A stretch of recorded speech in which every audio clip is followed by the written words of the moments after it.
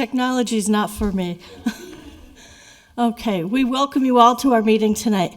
We are pleased to have a few counselors in attendance with us, and I know some are online as well. The purpose of this meeting is for tax classification, and it's held by the assessors to classify property. We have to classify property according to its use, whether residential, commercial, industrial, or personal property. After the property is classified, the final values are determined. Final values are determined by changes in a property that was discovered because of various factors. These factors are building permits, cyclical inspections of properties, which determine changes that were unknown. For instance, someone added a deck with no permit, filled in an in-ground pool with no permit. We have no way of knowing unless we're doing these inspections. Sales from inspections of properties lead to discoveries of homes' attributes that were not known, finished basements, additions to baths. All of this accounts for value and is included in new growth.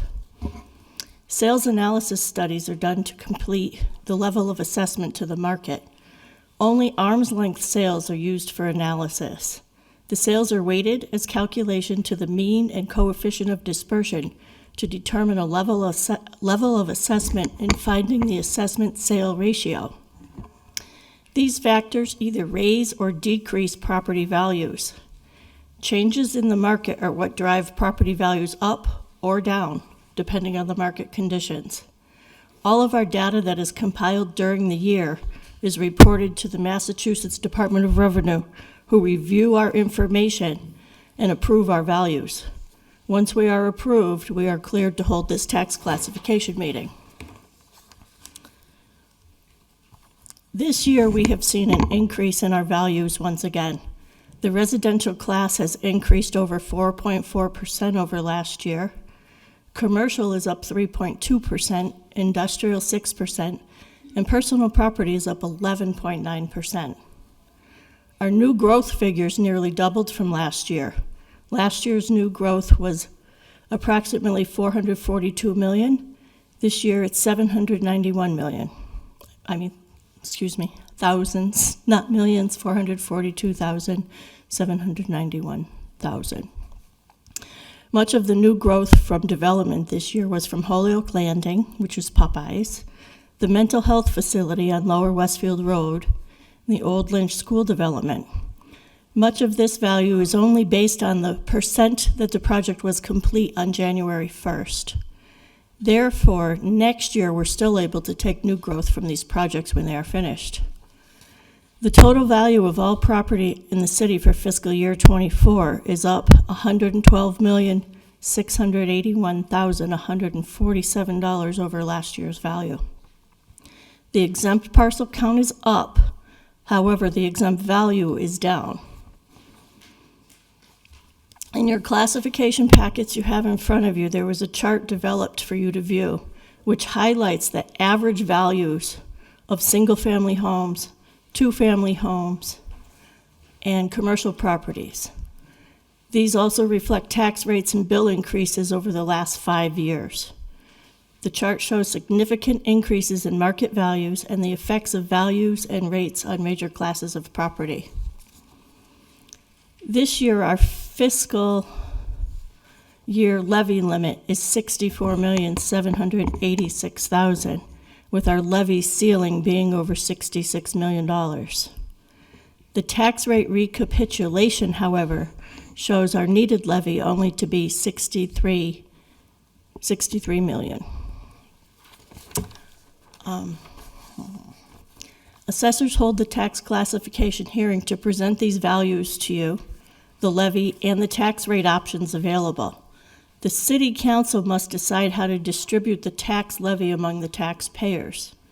The City Council has the option to select a single rate for all taxpayers or shift a percentage of the burden to another class of property. Shifting the burden from one class to another class correlates to different rates for different classes of property. No matter the shift percentage from class to class, the total tax levy remains the same. The selection of a shift factor decreases the rate the residential taxpayers pay and increases the rate the commercial, industrial, personal property class pays. The value of each class of property and the percentage share they represent are attached in your packet. Based on our levy of the $64 million, our single tax rate for the city would be $24.44. Based on the recap levy of the $63 million, the single tax rate would be $23.88. All of the minimum residential factors have been calculated for you and the city councilors to vote on how they wish to divide the burden amongst the taxpayers. And then I refer you to your packets, which will explain to you our levy, what the levy is, and give you our values that we are looking at with the tax rates. Do we have any questions from the councilors or from the audience?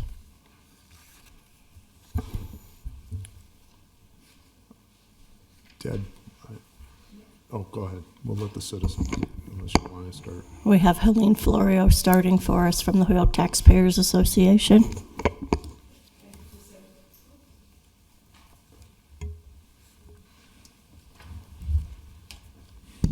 I think I've got it on. This is just information. First of all, thank you for allowing us to be with you here tonight. This is information that I worked on today from some figures that I had been given by Debbie. And I want to just point out, I'm here from Holyoke Taxpayers Association, and we represent both residential and businesses. But I think it's important to understand when we have a tax levy that is as high as it is, and we have so many requested needs that have come in to the city council for increased revenue. And I know that there's a lot of discussions going on for the CSO. There's a tremendous number of discussions going on for the DPW.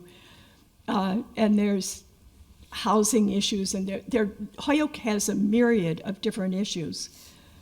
But I think it's important to understand that the businesses have carried the load, the main load on the tax revenue for many, many years. And I've only done the figures on this for the last 10 years. Just as business, commercial, industrial, and personal property, and adding them all together. And that gives us an amount of $577,098,689 for 2023. That's all in your packet. But that works out to be a loss on the businesses from the past year of $188,932, which doesn't seem insurmountable, but you take the aggregate and you do it from 10 years ago, and the same group of figures, the commercial, the industrial, and the personal property, from 2013 gave Holyoke $596,859,865, which is a 10-year loss of $19,761,176. And my whole point in this is that we have to do whatever we can to increase the business development that is going to be here to stay in Holyoke. Our mall is still the largest taxpayer, but if you take a look at the figures, they're down by millions. We have a tremendous need to be more flexible, more friendly, and less regulatory so that we don't make it so difficult that businesses can't get going and stay going. You know, there's a lot of effort being done now in trying to help businesses get started, but we're losing some of those new, smaller businesses as rapidly as new ones are coming along. We just can't continue that way. You mentioned the Lynch School. There are others. But from all of the issues that are happening here in Holyoke right now, and as much as, you know, I'm a resident, have been for a long time, I don't really want to have to pay more money for my house valuation or, you know, towards the tax rate. But I want enough businesses to feel that they are comfortable coming into Holyoke. And so I will, they've said time, so I will stop, but thank you. Okay. All right. Thank you. Tessa? Thank you. I have a couple questions. Those projects that you mentioned, the one on Lower Westfield Road, the Lynch School development, can you, or are you able to calculate what the full new growth in the future on those projects will be? No, because that's not known yet until they're done. Okay, There's too many factors that go into the interior of the building. gotcha. Okay. My second question, Mira Vista on Main Street. Can you tell us, do you know what the value of that is, and are they being fully taxed? Yes, they're fully taxable now this year. Last year, I did an omitted assessment on them because they should have been assessed last year and I did miss it. So they were billed for an omitted assessment for 2023 and they're on the tax rolls this year as fully taxable. Awesome, okay. And then Their the last value's question. over 10 million. Thank you. Over 10 million? Thank you. And then I guess my last question is just more general, but can you tell us how the new growth this year compares to previous years? And do you feel like it's trending in the right direction? Our new growth this year was much better than last year, yes. It's definitely trending in a new direction, seeing as we're going to have the new growth from these projects still next year. Thank you. Debbie? Yes. Yeah, I just, Councilor Berkeley? right, yeah, good evening. I just want to point out, because a lot of times this gets lost in the shuffle. So new growth relative to Mira Vista, new growth relative to Valley Springs, that happened as a result, and it's irrefutable, of votes in this body to make sure that they were taxed at the commercial rate. So we gave special permits contingent upon that. So Debbie, as you probably aren't aware, but I'll tell you right now, we've had a lot of kickback about special permits in this body. Oh, you know, we're so sick of special permits and all that. Well, we took hard votes here, and we made it contingent upon the granting of that they would be at the commercial rate. And what a difference that is now. But for those votes, for which we get no credit. Now, I don't care if we do or not, but I'm going to say it for the record time and time again. But for those votes, the new growth is yet again anemic. So that's just important for the public. Whether or not councilors want to recognize it, I don't care anymore. But for the public consumption, those votes were critical. And also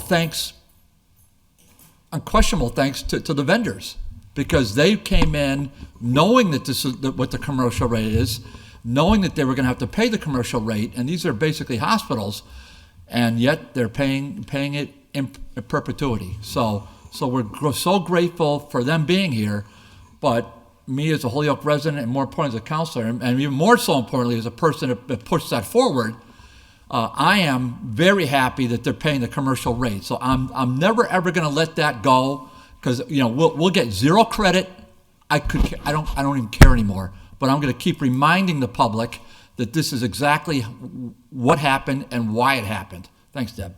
You're welcome. Those are good points, Dave. You guys did get those businesses back on the tax rolls for us that were exempt. And that was good by the city council body. Joe McGivern? To my elder out there, Michael Sullivan, if he wants to Okay. go first. All right. He's got me by 1 year. Yeah, it's a question towards average home values. Yes. I've never, for the first time, seen a two-family home average value almost equal a single-family home average value. And that is a tremendous change because it goes back to, I won't ever say those words, redlining certain areas of the city by certain commercial institutions. But there's a history of where our three-family homes were undervalued for years. Is there any comments you can make on that to enlighten us on why the sales or why the values are? Yes, the values are comparable? higher in correlation with the sales market. They weren't a desirable property years ago, and the sales levels weren't as high as they have been. The high sales of the two-family and three-family homes in the past couple of years has driven that market value up. Therefore, it drives the assessed values up as well.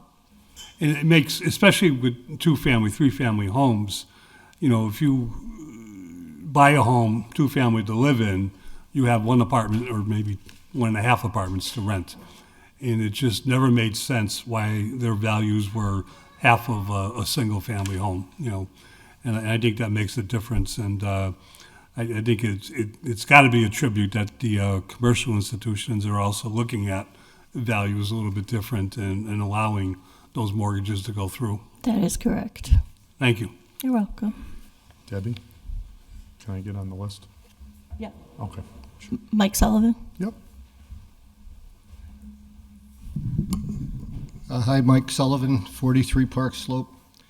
One thing I'd like to point out to the public and to the counselors, Holyoke, over the last 4 years, the residential rate has decreased by 33 cents. All right. Chicopee has decreased by $2.46, Westfield $2.25, West Springfield by $1.45, and the same trend continues to every other one on this list: Springfield, Agawam, Pittsfield, and North Adams. The commercial rate in Holyoke has increased by 44 cents in the last 4 years. Every other town I mentioned, the commercial rate has gone down. Chicopee down by $2, while ours went up 44 cents. Westfield down by $6. West Springfield down by $2.07.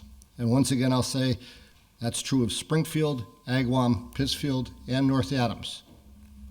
We have a spending problem. Thank you. Kevin? Jordan? Yeah, thank you. Debbie, what was the shift that we used in fiscal '23, if you recall?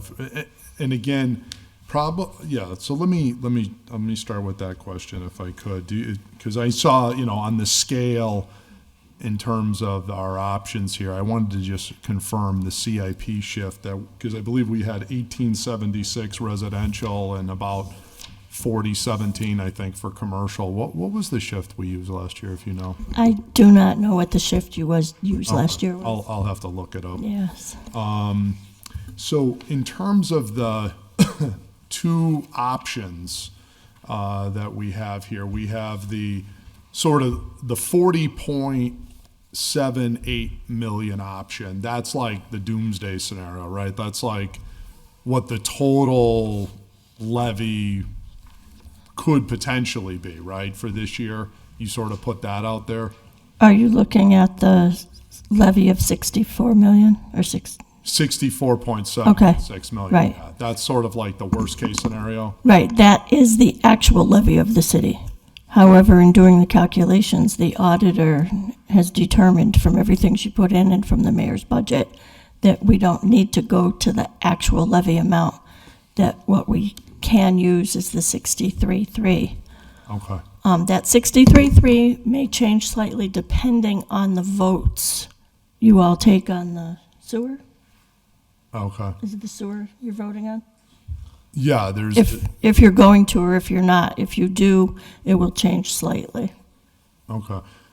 So does the 64 and the 63 account for the decreases that we took the other night? Yes.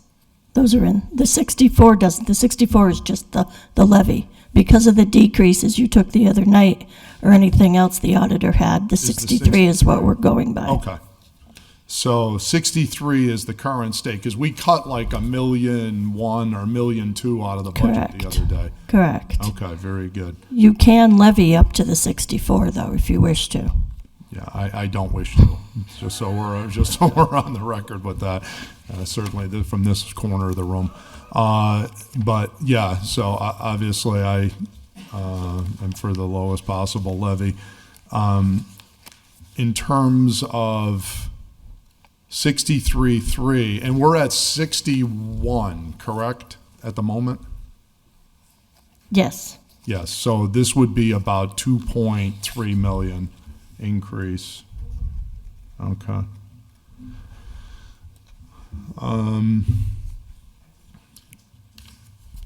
So 2.3 million, that levy, I'd have to, obviously I'm just seeing this now. In terms of commercial total value, so we have a residential total value of 2 billion, and we have a commercial value of 455.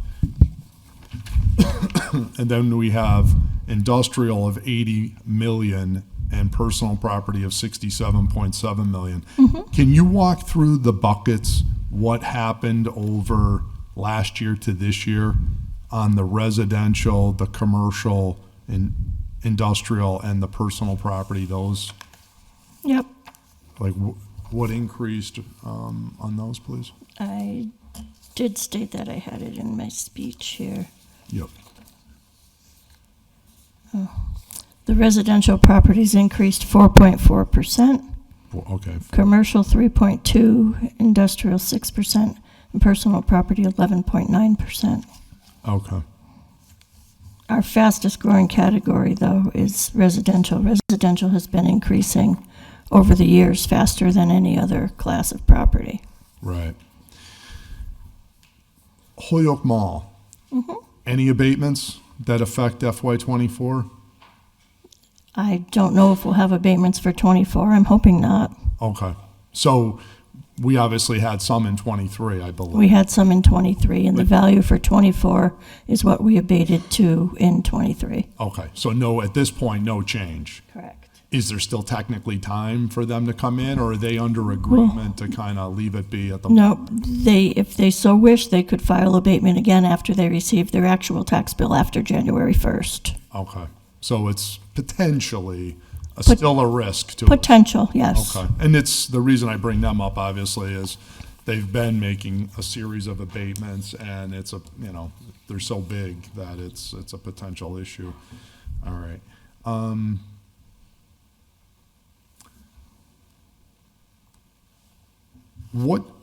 So basically, we had an average tax bill on a single-family home in 23 of $4,432.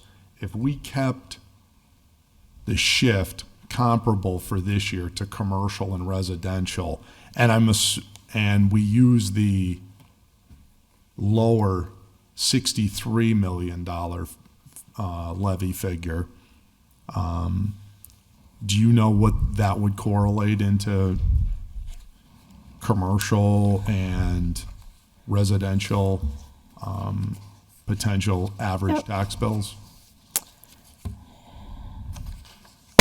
If you used last year's,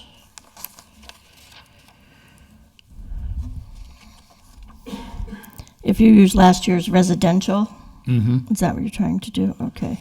Last year's residential figure was 1876 if we did the,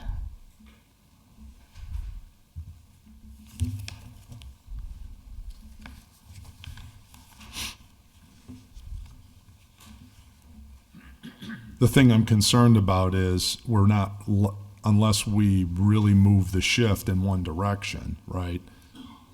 I don't know if we're going to be able to sustain That's The average tax shift. bill would be 4616. 4616, okay. All right, so that's about 170. Actually 184 would be a change from last year, 184, okay.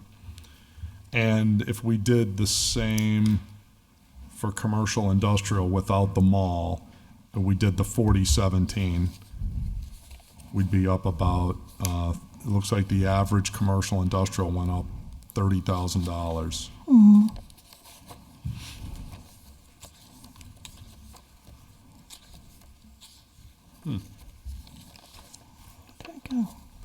That's interesting, because the average commercial industrial went up 30 grand.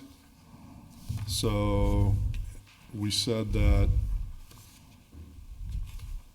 commercial went up 3% and industrial went up 6%, but that must be because of the high personal property. Is that why that is? Personal property is not figured into this commercial industrial. Okay. So it says commercial industrial went up from 414 to 444 on the sheet, average. Yes. So that's, I mean, I don't know, I'd have to get my calculator out here, but that, The average tax bill would be 18,325 if you use the same shift rate you're using for residential for commercial. 444 divided by 414. I'm coming up, if we went from 414 to 444, is it that 7.2%? As an average increase? I can't do that on my phone. Oh, okay. I just took 444 divided by yeah. 414. And I was just wondering why, if commercial went up 3 and industrial went up 6, how did the average go up 7? Because they're added together. But isn't that an average of the two, all commercial, industrial? Some went up, some went down. We lose parcels, we gain parcels. It's Okay. all calculated into the figures. I take from the LA4, I take the commercial and industrial property values and add them together and multiply them or divide them by the total number of parcels to come up with the average. Okay. It's very difficult to do that for commercial industrial property because there's so many mixed-use classes of property that the data becomes skewed. And it's not the best way to do things. It's the way you've always asked us to do things for you. Right. Well, we try to take them all out because it just, it takes the average from 444 to 574. They're so big, I was just trying to understand what went on there with them. Okay. All right. I think that's it for my questions at this Okay. point. All right. Thank you. Mr. Carl Eager? Thank you, Madam Chair. My name's Carl Eager. I reside at 1966 Northampton Street in Holyoke. I'm privileged to be serving currently as the chair of the HEDIC, Holyoke Economic Development Corporation, as well as vice chair of the Redevelopment Authority, past president of the Taxpayers Association. 60 plus years ago, sat where Kevin Jourdain currently sits, and I couldn't remember that. 60 plus years already. God. I'm speaking as a private citizen. As I sat here, I was moved to make comment on one item, and it has to do with putting our best foot forward instead of shooting ourselves in the foot. We're all well-intentioned. It's now about 2 years ago, and what's motivating me to get forward is in 10 years that we have lost 19 million in tax possible valuation. About 2 years ago, we had a major national corporation optioned land in the city of Holyoke, and we're prepared to between $8 and $10 million. That's halving the loss right there. To make an investment. I didn't know, and then nor did we find out until they did, but for the fact that the city of Holyoke denied them to be able to have the certificate to be able to sell cigarettes. Mind you, their customers are adults. It's not a mom and pop store with all due respect to a corner store. We've got laws against selling cigarettes to youngsters. And here we are, marijuana. They're denied to be able to sell cigarettes, and there goes between $8 and $10 million investment. You said it accurately, Assessor Burnell, at a recent meeting. The key to our success is particularly not maintaining, but enhancing our industrial commercial base. We can speak all the numbers we want here this evening. It's what's behind those numbers that make them work correctly for this city of Holyoke. And that's tax revenue. And that comes from new investment. So let that sink in. But for a certificate denying a corporation to sell cigarettes, which we tax as an anti-incentive, which we do all kinds of things with which to be able to mitigate that, we're losing $8 to $10 million. Just think about that. Thank you. Thank you, Mr. Rieger.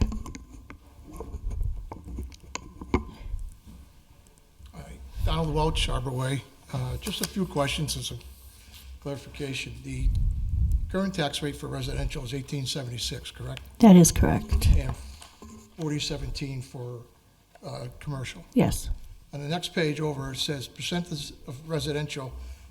Residential pays 77.25 of the tax revenue, Yes. and commercial 17.17, Yes.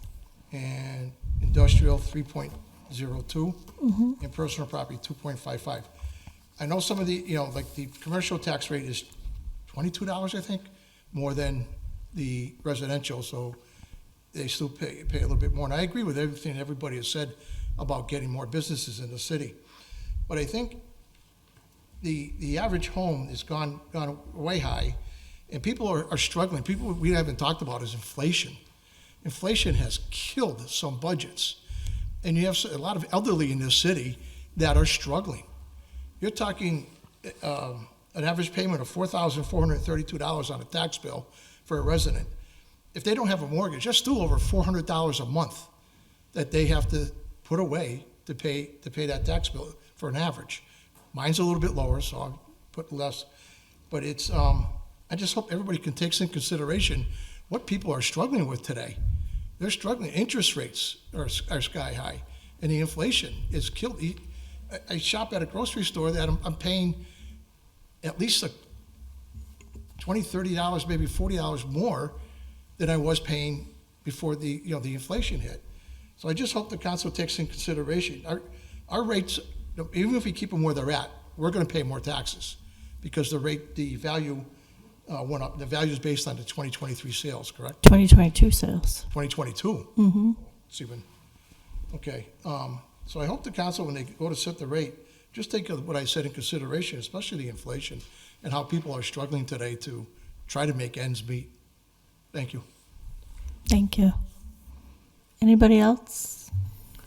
Hey, Deb, can I ask another question? Our former colleague, Councilor Welch, raises a good questions and points for us to consider. In thinking about, is there any discussion out there as to, not looking at this just from 1 year perspective, but obviously we've watched what's gone on with the sales and the residential has gone up and up and up. And as you point out, this is 2022. As we consider these votes and what we're going to be having to consider for next year and the year after, is the trajectory, I know mortgage rates are now up to like 8%, so, they're really getting high. Are we starting to see a leveling off of that? What are you hearing out there in terms of 23 sales potentially, or what's currently going on. We're already looking at those sales. There is no downward trajectory in those sales. Okay. They are remaining level, however, there's fewer of them. Fewer. For 2022, we had 869 valid non-arm's length or arm's length sales, which was A lot. a lot. Yeah. We're seeing those level off. We're not having as many sales, but they're maintaining the price. Okay. They're not going higher, however, so we may be able to maintain our values, but they will not be going lower. Okay. Okay. So potentially going forward, we might not see a 4.4%, another year of that. We might see a 1 or maybe 2%. Like at least having a leveling off, because I think what the concern is as values are going up, the levy's going up. I mean, as I explained to citizens, is we need to increase the levy like $1 million a year just to keep pace with cost of living adjustments for pay raises and all this. It is adding. There's never a scenario where we can really go backwards, with No. debt service and everything else. There's not.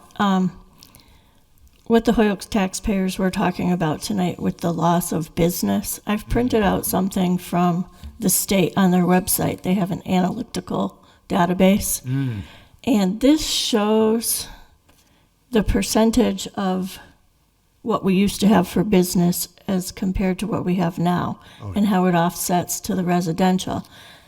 You have to keep in mind with our split tax rate, we keep growing our residential and shrinking our business. It's putting more of a burden on those residents because we're unable to recoup that from the business that we're losing, because the business tax rate's almost double the residential. Right. Now, the problem either lies in trying to attract more business to bring that back up to support the residents, or is it lowering the business tax rate to attract more business? I don't know which one it is. That's Well, for you all to figure out, but this document is really telling of what's happening and how we're putting more burden on the homeowners. oh, absolutely. Yeah. And to further support what you're saying is, as you know, right, we lost $100 million in value at the mall. Yep. I mean, that's Yep. a huge shift. I mean, Right. we don't have anything that's made up $100 million. No, and this happened to us many years ago when we lost the power plant. Exactly. We can't rely on one business to support our tax base. Exactly. Yep. Thank you. Deb? Yes. Yeah, I just had a couple of questions. On the personal property, who does that and who goes out there and values that or whatever? We have a company that helps us do it. We do it, and it's been a collaborated effort this year where we have been working with Laura Wilson, the tax collector, and I want to give her a lot of credit here and a big shout out to her. She has done a fantastic job in creating a stop point for businesses that have continued to receive business certificates that haven't been paying taxes. And when they come in to pay their taxes, she refers them to us, and we hand them their forms that they need to fill out and bring into us. So we've captured a lot of value through that. Okay. And how often is the assessment done for residents and commercial property, and who does that, actually? I mean, is there like a third done a certain year and a third done next year, and how does that work? And you hire out somebody to do that? You're talking cyclical inspections where we inspect the homes. We hire someone to do that because it's impossible for us to inspect all of these properties at once within a certain time frame. So they go out onto the field and inspect these properties and help us find new growth. Okay, and is there a way that does the city follow up on them, like checks and balances, like you say, this house is worth yeah. $350,000 and Well, they it's don't- really worth $400,000? Or They don't tell us what it's worth. They don't- They find value for us by discovering, oh wow, these people put an addition on the back of their home and we had no idea. Somebody put up a pool, somebody added a deck. We don't know if people change their property unless they take out a permit. We Right. don't know if somebody changes the inside of their property unless they let us in or there's a sale.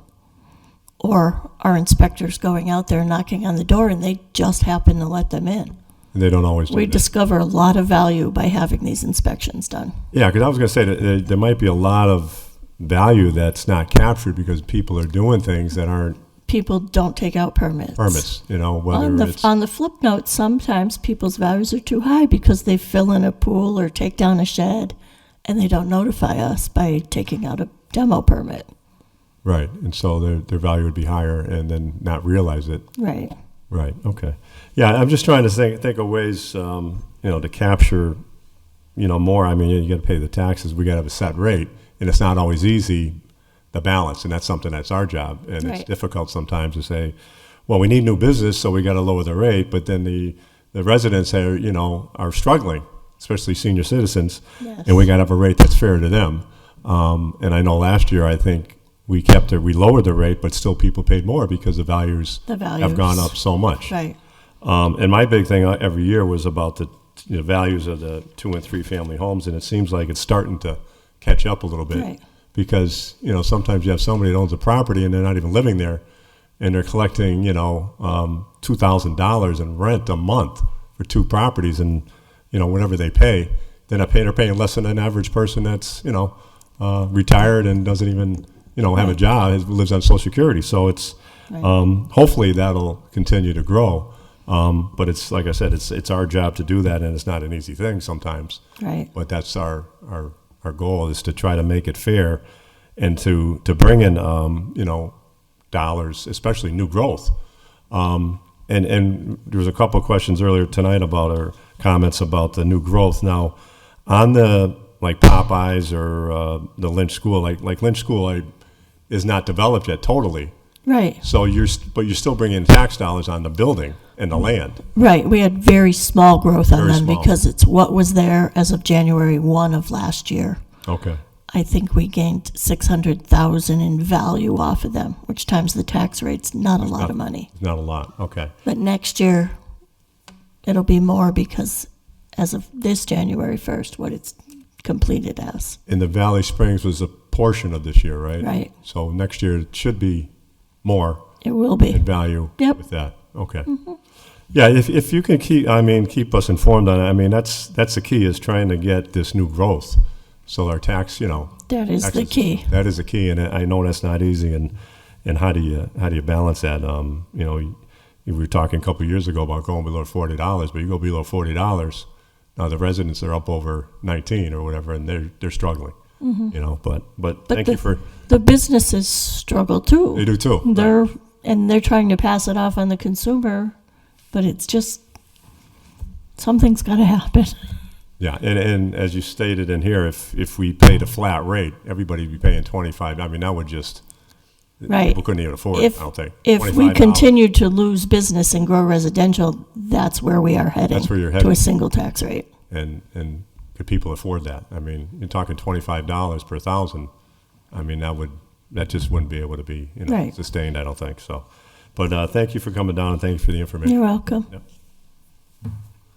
Anyone else? I had one more question. Okay, Kevin? When is the online, if citizens wanted to look up their new values for FY '24, I know normally a lot of them go to the Map Geo and look them up, their properties. Do you know when those will be released and put out there to the public? In January. January, okay. But if people wanted to, they could call your office to find out what their new value is? If they wanted to call and ask, we could tell them yes. Okay. Okay. Debbie, it's Linda Bacon here. Hi, Linda. Hi. I just want to make a brief comment and reflect upon a comment made earlier in the meeting tonight. And just to point out for the people who may be watching from their homes tonight, the big decision that drives what the tax bills will be are the budget votes that we take that set that levy amount. Because once that is set, it's just a matter then of figuring out how we're going to divide it up. And I think the simple answer to our problem stated earlier was that we have a spending problem. And some of the expenses that increase year to year, as have been pointed out, are baked into the cake, if you will. Benefits and cost of living expenses and that kind of thing.